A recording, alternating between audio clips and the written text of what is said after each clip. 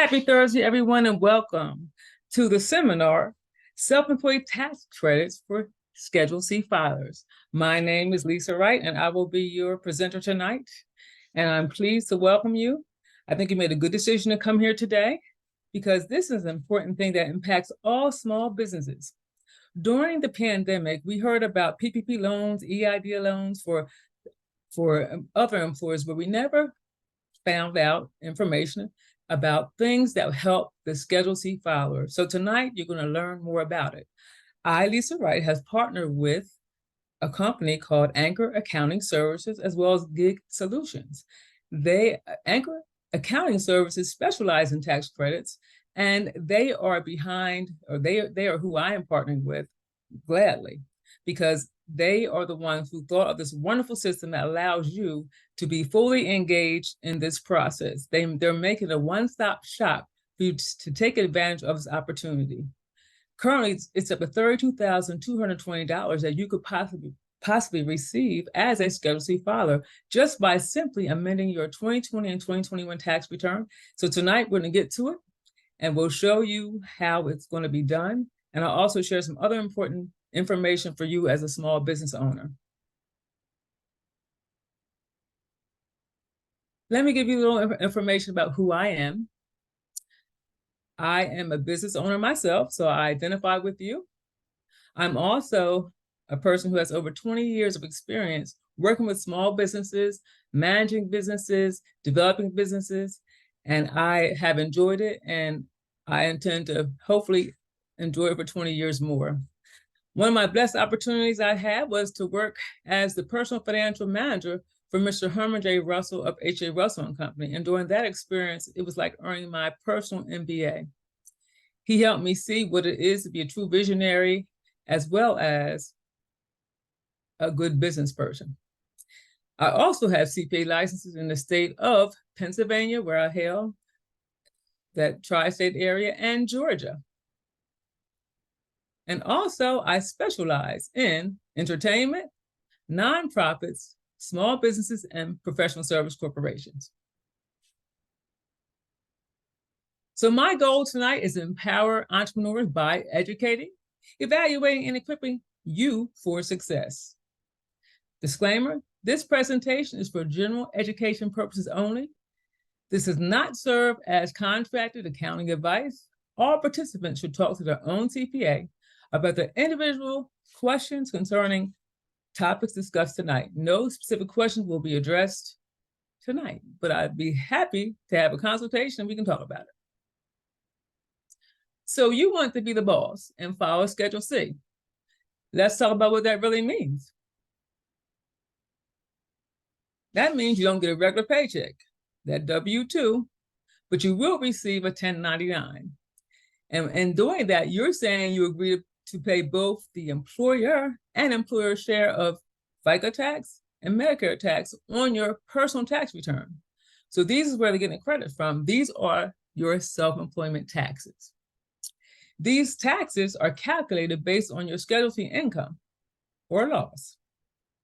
And also note, on your personal tax return for whatever you've earned for that year of hard work, you also have to pay federal taxes too. And these taxes fund your Social Security program.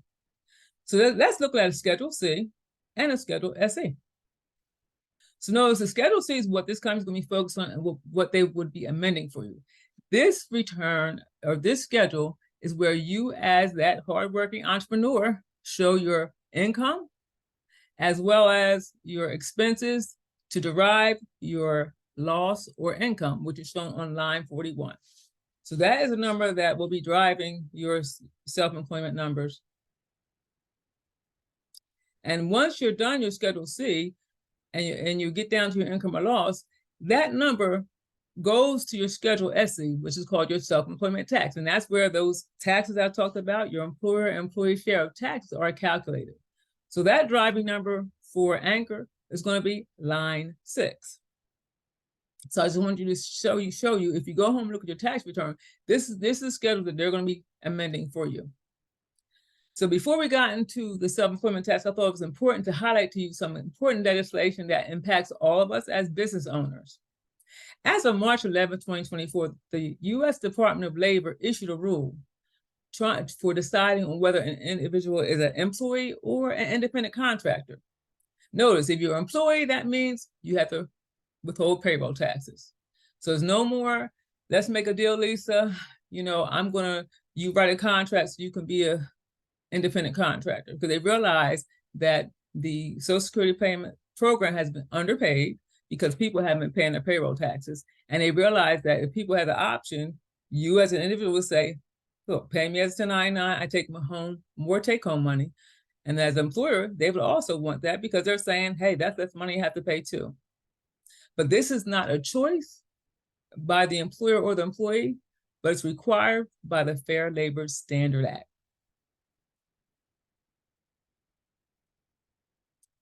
Now, there are 6 factors that help you decide whether you're an employee or an independent contractor. The first one is the opportunity for profit or loss depending on your managerial skill. So if you don't get a share in profit and loss, then you are an employee. That's a pretty easy one. Second one, investment by the worker and the potential employer. Now that refers to costs that an independent business would do. So if you're hired, not as a marketing person, but if you were hired by someone else and you start doing things to bring business into the company, you're doing more than a regular employee. So you are more than an independent contractor. You're more like the employee because you're trying to help them build a business. Because remember, as an independent contractor, you're building your own business. The third factor is the degree of permanence of the work relationship. If it's indefinite, like you're a musician, you're just doing a gig, you know you're going to be an independent contractor. If it's continuous or exclusive, that means they have, you have permanence. You have to show up every day. It's not a short-term gig. So you, in that sense, you'll be more looked at as an independent contractor. Employee, I'm sorry. Now, number 4, it's the nature and degree of control. Now, if someone's telling you how to do it, someone's telling you how much money you're going to make, it's not negotiable. If they're scheduling your hours and if that person's supervising you, then you can't say, give me a 1099. You are definitely an employee. And the 5th factor is the extent to which your work performs is an integral part of the potential employer's business. Meaning, if you work at a bakery and you were the baker, you are critical. So you are going to be more likely an employee. Whereas I, as a CPA and accountant, it's a necessary skill, but not critical for the central purpose of the business. And the last factor is skill and initiative. If there's a specialized skill with a business like that gives initiative, then that means you're going to be more like an independent contractor. So let's go back to the musician example. If you're a musician, then that's how you would be an independent contractor, because you're bringing a certain skill for a certain period. Now, another thing is to remember that 1099s are going to be required to be paid to anyone who earns over $601 during the calendar year. It's not optional, because this is how, when you file your tax return, when you get a 1099 as a person receiving a 1099, you get that 1099, the IRS matches your 1099 to what you're showing in your tax return. So that's what they're trying to get, and they're requiring, they always have required, that anyone who's providing a service and you are not that employee, that employer is required. Please note, it's not optional. Now, there's another important legislative highlight that I love to share with you, and I thank Christy Flynn of How Big Is Your Dream for making me aware of it initially, is the Corporate Transparency Act. This requires all companies to report information about their beneficial owners to the Financial Crimes Enforcement Network, known as FinCEN. Their mission is to safeguard the financial system. They're striving to prevent money laundering and illicit activity. And their goal is to increase transparency in legal entities that's registered as LLCs, S Corps, nonprofits, and C Corps. FinCEN has provided a small entity compliance guide on their website to help you make that decision. So we'll go over some basic things so you can know just what they're considering a reporting company and if you're exempt. Let's take a look.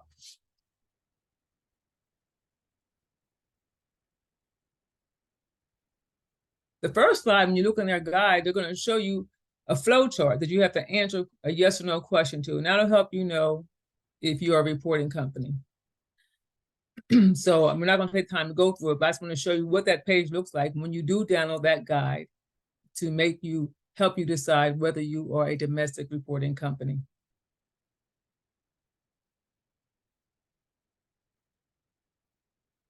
And notice there are 23 types of organizations that are exempt from reporting. Notice none of us on the Zoom owns a bank, credit union, a money service business, a broker or dealer in securities, public utility. Now you are tax exempt, then you are exempt. Public utilities, accounting firm, even I'm not exempt because they're not talking about a regular accounting firm. Either utility companies, these are all companies that automatically get exemptions. So by default, you realize that all of us will be subject to the Corporate Transparency Act.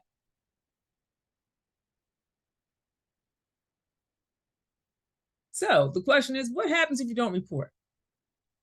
A non-compliance beneficial owner has individual liability.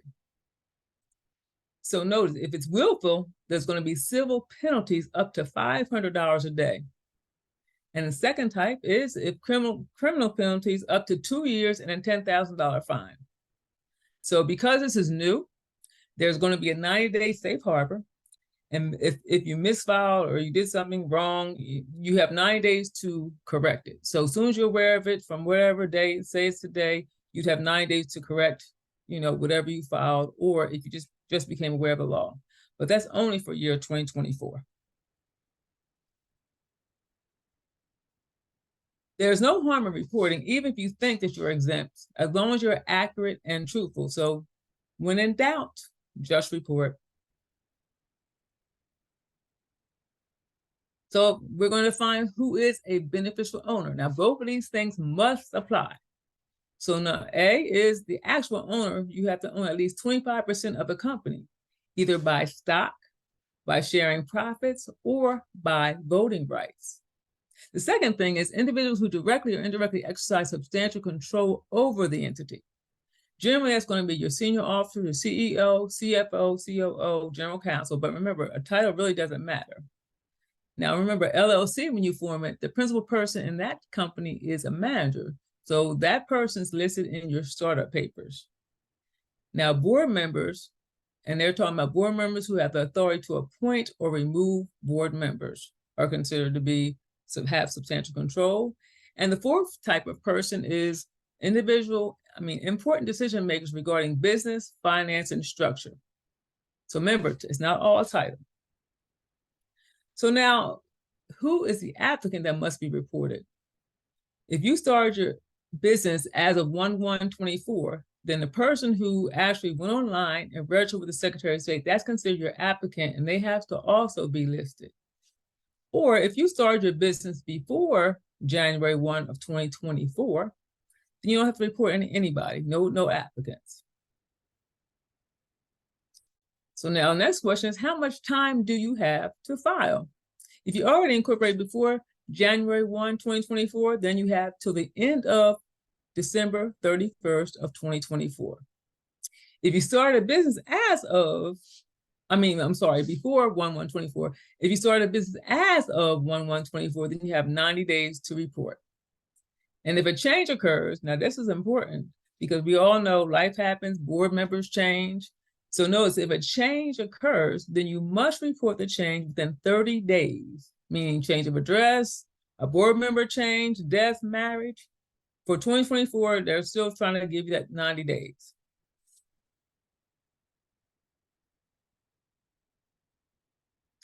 Notice, FinCEN controls the access. It cannot be publicly shareable, like if you go to the Secretary of State to look up a company. Access is limited to federal and state law enforcement and regulatory agencies. So no fear that you put it out there, I can get to it, anybody else can get to it. But I've included the website for you. It is www.fincen.gov. And also, you should not pay anyone to complete the report. If it is, more likely that's a scam. But you can download or submit or complete the form online. So you have a choice. You can download it or you can go online to complete it directly from their website. But I encourage everyone to look at that guide, go step by step. It's a very good guide, and it was well written for everyone to understand. So now, this is the topic of the hour, the self-employment tax credit. So think back to year 2020 and 2021. Was your industry or income negatively impacted? Did you care for a family member, or did you yourself experience COVID-19? Were your dependents access to school infected by a pandemic? So if so, now you ask yourself this question: did you file Schedule C for tax years 20 and 2021? Because that's the primary years the pandemic impacted businesses. Because remember, you got to file. So if you didn't file, this will give you more incentive to file. You know there's some money on the table for you. Number two, you need to allow Anchor to amend those tax returns to receive the credit, because they're only going to be amending those Schedule Cs and Schedule SEs and processing the other necessary forms, but they're going to need your complete tax returns. So you're going to have to give them permission. And you will need to open an account on the gig worker platform. The URL's on the flyer, and of course the URL's right here on the screen. So you can, if you want to just see what it's like, you can scan as we do it. Notice there's no upfront cost or obligation, and there are no security risks. And you have the potential to receive up to $32,220.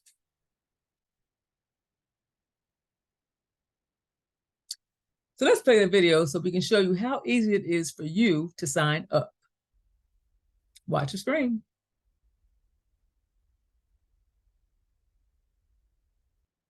This is the screen you're going to see once you go online. You simply create an account that asks for your basic information. And this will be your own individual portal for yourself to access information about everything.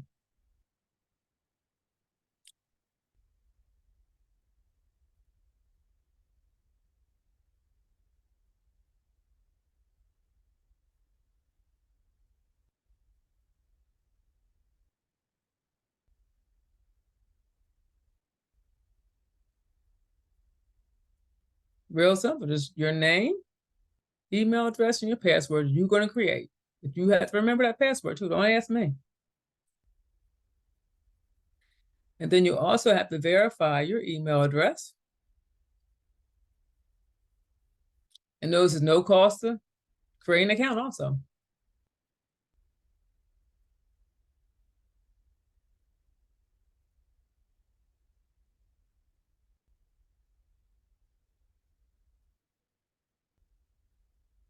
So once you come in this is the screen you're going to see. I've now entered the site, and I'm going to begin the process of entering the self-employment tax credit portal.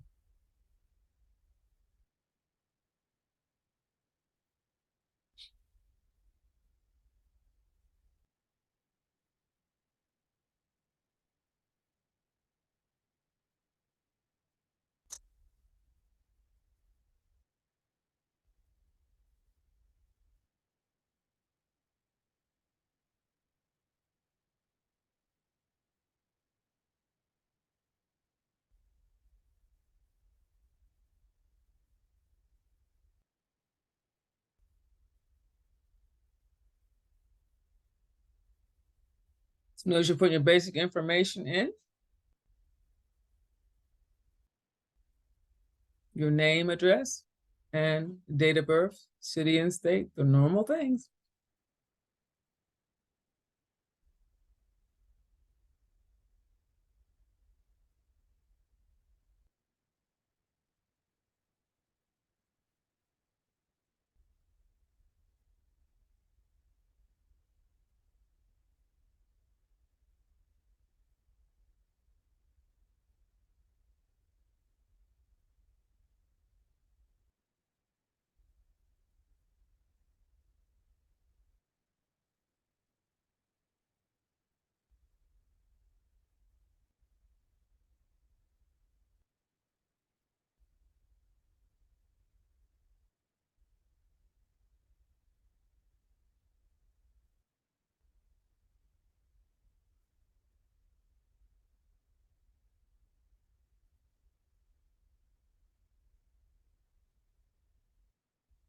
So use the calendar for your date of birth.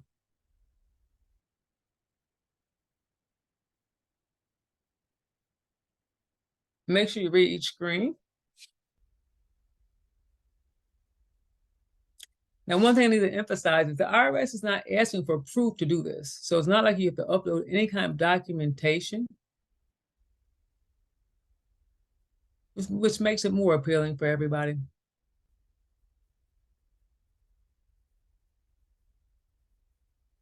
And in each paragraph, it's asking you specific information where you're going to enter days that you're impacted. So just let you know, more days, more dollars.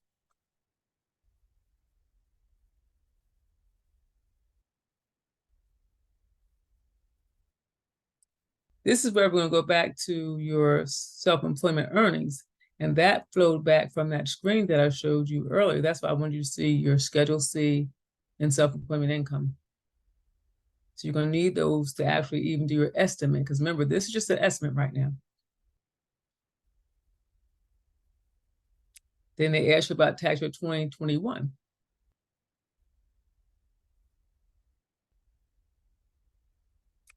So notice it's not a long process, but it is important that you answer as truthfully as you can, and that you put your income from your tax return so you get a good idea of what you qualify for. But note, until Anchor actually processes your amended returns, that's when you see the final bottom line. And notice it could increase because the IRS owes you any refund. That means they're going to give you some interest on that refund also. So like I said, there's nothing to lose by this simple process.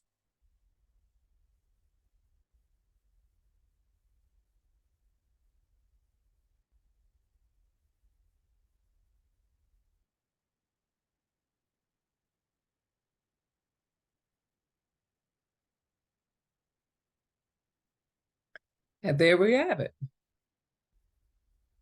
They give you estimated tax credit right when you're online. And remember, that's not a guaranteed number.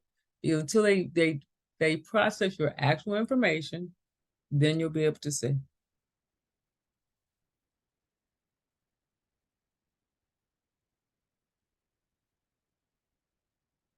So after you go online and you do your initial application, you're going to go through a questionnaire to get your estimation. That's what we just saw.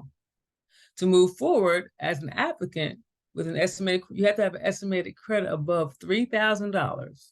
Then you can start uploading the requested information, those tax returns that I referenced earlier. If the credit's below the $3,000, then applicants are advised to verify your income details. Now, also, you must load your 2019, 2020, and 2021 complete tax returns, complete and filed. Anchor will only be amending the necessary forms, but they must have everything. Failure to provide tax documents within 5 attempts will lead to closure of your file.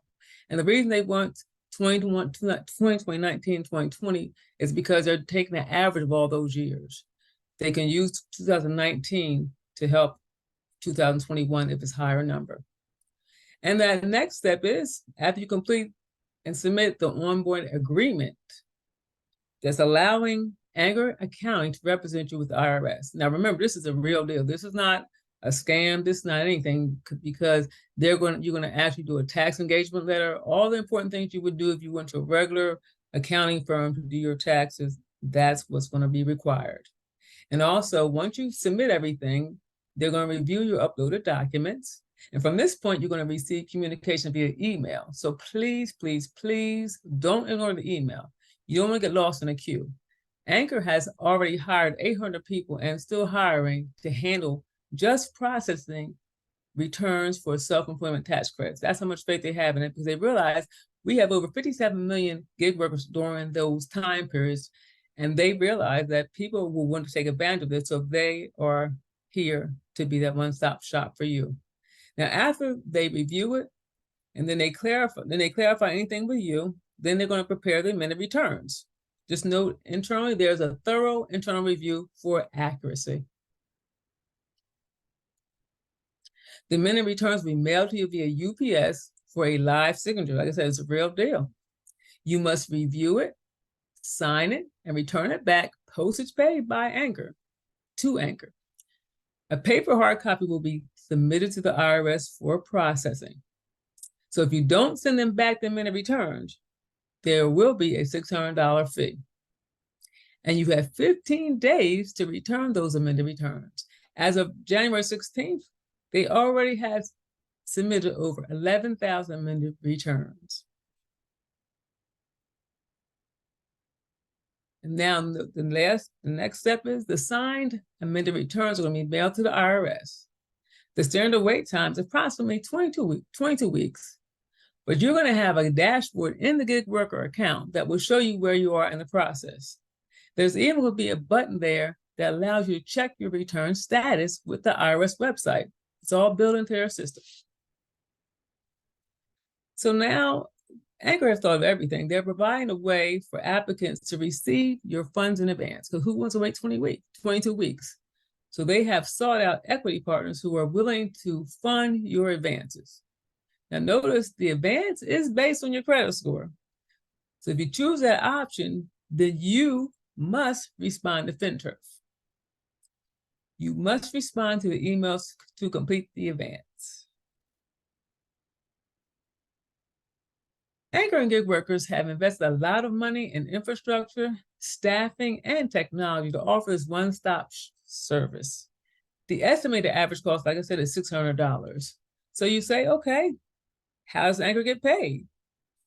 All fees are deducted from the refund. Fees for advances vary because it's based on your credit score. You have not paid any dollars up front. You have absolutely nothing to lose. So why not go for it? So that is the end of it.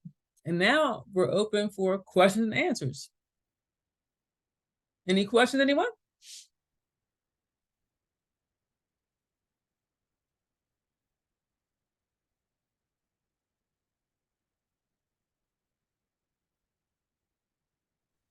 Yes, I have a question. Please ask. If you have, I noticed when they sent me my code, and then the second link was for me to fill out.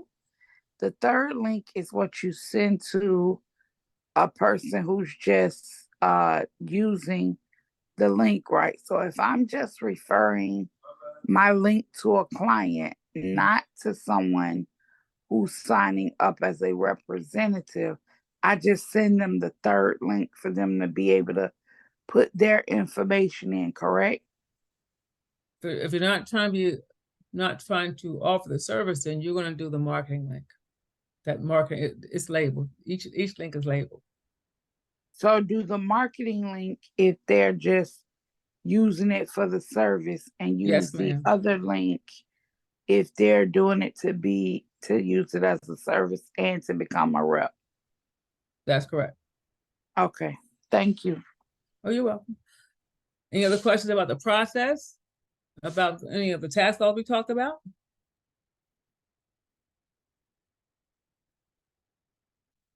Well, if not, then I want to say thank you. A special thank you for Mr. Albert Fields, technology extraordinaire, who is actually hosting this website, for making this production possible, and to Lady C, the tech queen. And I thank all of you for taking your time to spend time with me.